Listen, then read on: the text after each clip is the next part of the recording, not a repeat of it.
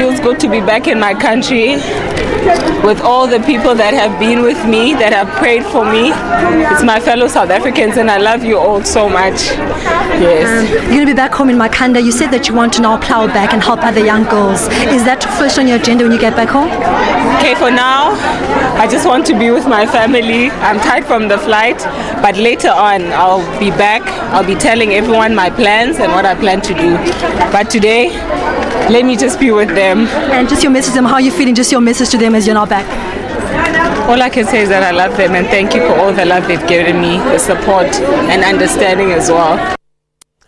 So let's have a conversation about this story. Social media was no doubt a buzz following the arrival of Nolubablo yesterday. Some not too fond of her newfound fame. Let's talk about the concerns of South Africans had with regards to how the media covered her arrival. Let me bring in SABC Special Assignment producer Hazel Friedman, who has written a book on South Africans who have been incarcerated in other countries, most of whom have been convicted of drug trafficking. Hazel, always a pleasure having you on the program. Thank you very much indeed for your time.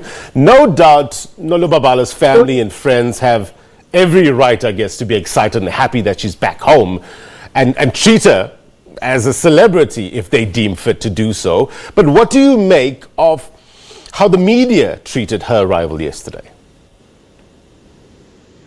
I think there's a bit of a conflict here. You know, obviously the media has to follow an important story. Babsy became almost the poster child for drug mules through that footage of her being found with the cocaine in her dreadlocks. So the media tends to follow something that does lend itself to a greater sensationalism. But one also has to make quite a distinction between those who are caught for drug smuggling and are absolutely convicted drug smugglers and those who might have been lured with the promise of something else and actually became victims of human trafficking for the purposes of drug smuggling. So as a story, as an investigation, it's extremely fascinating and complex to follow what this is all about. I think that there is a tendency on the part of the media to kind of cheapen it and go for the most sensationalized aspects of these cases. Hazel, why is it so important to draw that distinction? I think it's very important because one has to take responsibility for what one has done, and Babsy certainly has done that. But also, it's about giving second chances. I think that, you know, Babsy and some of the other South Africans who are still incarcerated overseas are not hardened criminals. Some of them were lured there under false impressions. Some did smuggle drugs knowingly in order to gain a reward from it. But I think it's a very, very important lesson for all South Africans to learn about the perils of drug smuggling, about the perils of being lured into a trap where you think you've been offered the promise of a job, only to find out that what you're expected to do is smuggle drugs. And the problem of human trafficking, I'm not saying that all these cases are human trafficking cases, but the problem of human trafficking is that a lot of young women in South Africa particularly are being lured by the promise of a good job, an overseas trip, only to find out that they've been entrapped in this layer of narcotics trafficking. She's been labeled as a convicted drug mule. So you're getting this pushback from South Africans, especially on social media, saying that why are you portraying her as a celebrity?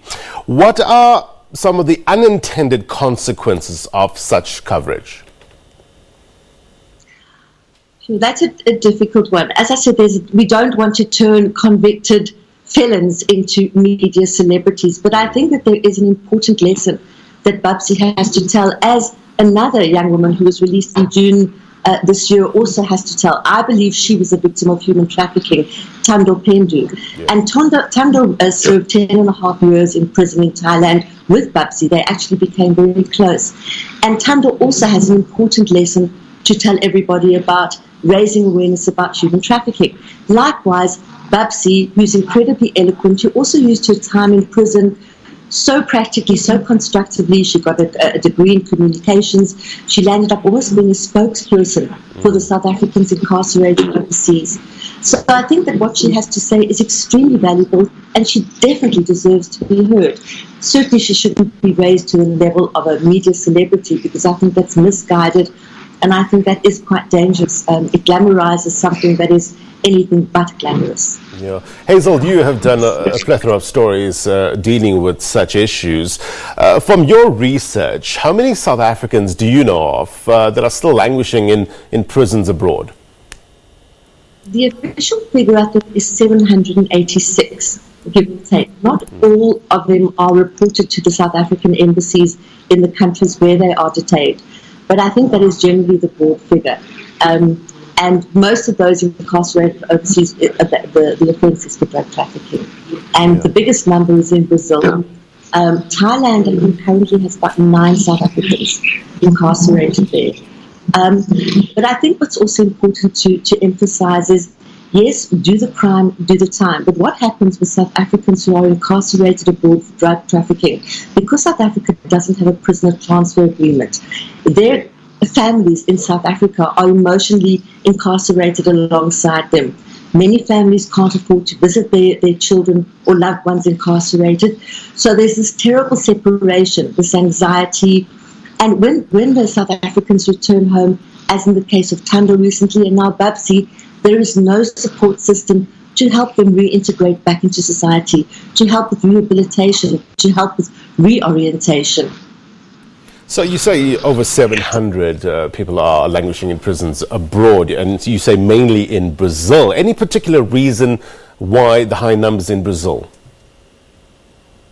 I think this needs to be investigated further, and probably somebody who's better equipped to explain the lure of Brazil is Patricia Gerber. She's got an NGO called Locked Up Abroad.